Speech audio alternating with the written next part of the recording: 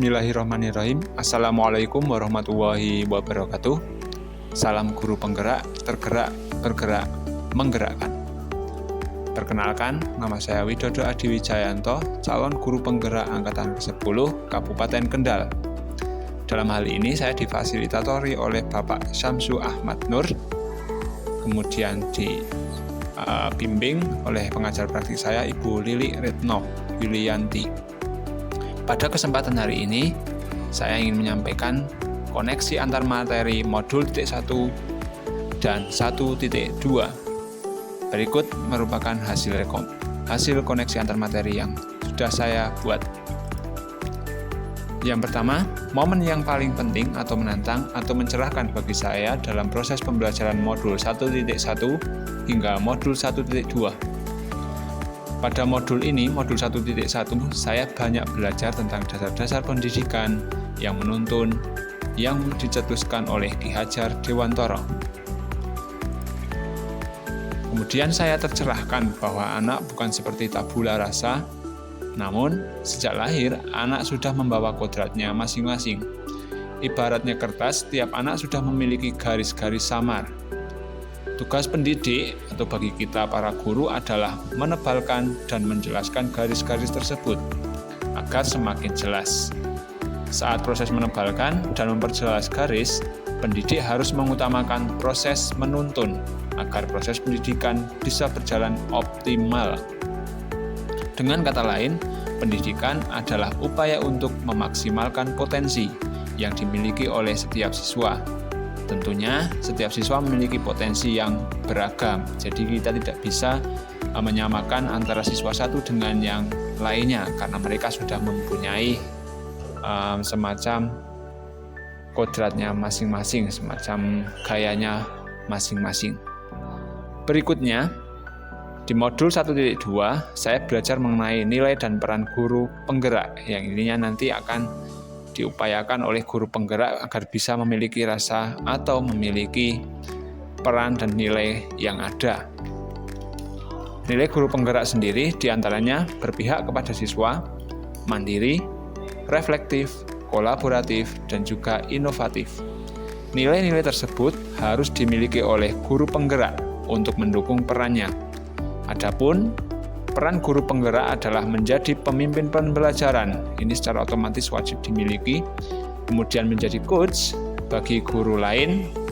Kemudian mendorong kolaborasi, mewujudkan kepemimpinan siswa, dan juga menggerakkan komunitas praktisi atau yang sekarang lebih dikenal dengan komunitas belajar.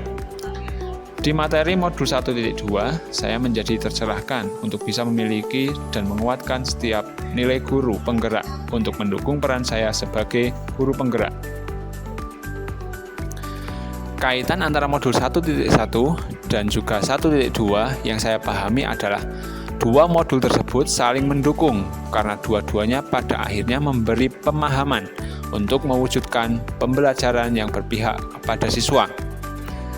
Modul 1.1 memberi pemahaman secara global tentang cara dan tujuan pendidikan, yakni tentang proses menuntun kodrat anak agar menjadi manusia yang mencapai keselamatan dan kebahagiaan setinggi-tingginya. Kemudian setelah itu di modul 1.2 dijelaskan tentang nilai dan peran guru penggerak untuk mewujudkan ekosistem pendidikan yang berpihak kepada murid atau siswa. Kemudian perasaan. Saat momen itu terjadi, saya merasa seperti bagaikan saat mempelajari 1.1 dan 1.2, saya merasa seperti mendapat pencerahan yang sangat berarti. Pemahaman tentang nilai dasar KHD dan nilai serta peran guru penggerak menjadi ilmu baru yang harus segera diterapkan demi transformasi pendidikan yang lebih baik. Sebelum momen tersebut terjadi, saya berpikir bahwa yang pertama, anak lahir di dunia itu seperti tabula rasa maksud saya. Kemudian yang kedua, perlakuan terhadap semua murid hampir sama. Ini yang saya pahami awal-awalnya. Kemudian yang ketiga, tujuan pembelajaran adalah mendapatkan nilai setinggi-tingginya. Kemudian yang terakhir, pendidikan berorientasi pada guru adalah yang terbaik, jadi berfokus pada guru tersebut. Nah, setelah saya memahami atau saya mempelajari modul 1.1 dan 1.2, saya sudah berpikir bahwa yang pertama, anak lahir sudah membawa kodratnya masing-masing dan tidak bisa disamakan antara satu dengan yang lainnya. Yang kedua, perlakuan terhadap murid berbeda sesuai dengan karakter dan gaya belajar mereka masing-masing. Tujuan yang ketiga, yaitu pembelajaran adalah mendapat kebahagiaan setinggi-tingginya. Jadi bukan hanya sekedar mengejar nilai yang setinggi-tingginya seperti yang saya pikirkan di awal. Yang keempat, pendidikan berorientasi pada murid adalah yang terbaik. Itu merupakan yang saya pikirkan setelah saya mempelajari modul 1.1 dan juga 1.2. Berikutnya adalah rencana penerapan ke depan. Yang pertama, rencana saya adalah terus belajar untuk mendukung kualitas pembelajaran, baik secara autodidak maupun dengan pelatihan-pelatihan. Kemudian yang kedua, menerapkan pembelajaran yang berpihak kepada siswa, misal dengan penerapan model pembelajaran yang interaktif. Yang ketiga, berkolaborasi dengan pihak lain untuk mendukung terciptanya proses pembelajaran yang berkualitas.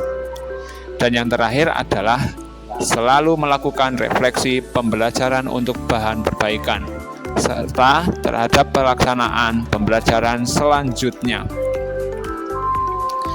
Berikutnya, selalu mencari ide-ide baru untuk menciptakan pembelajaran yang aktif dan juga menyenangkan.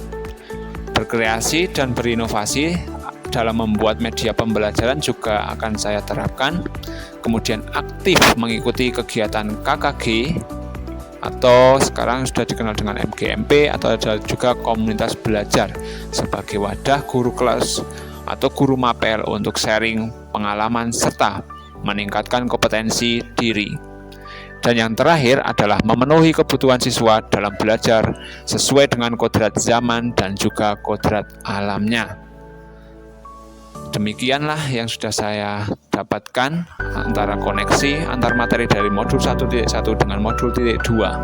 Terima kasih, tetap semangat menjadi agen perubahan pendidikan. Wassalamualaikum warahmatullahi wabarakatuh.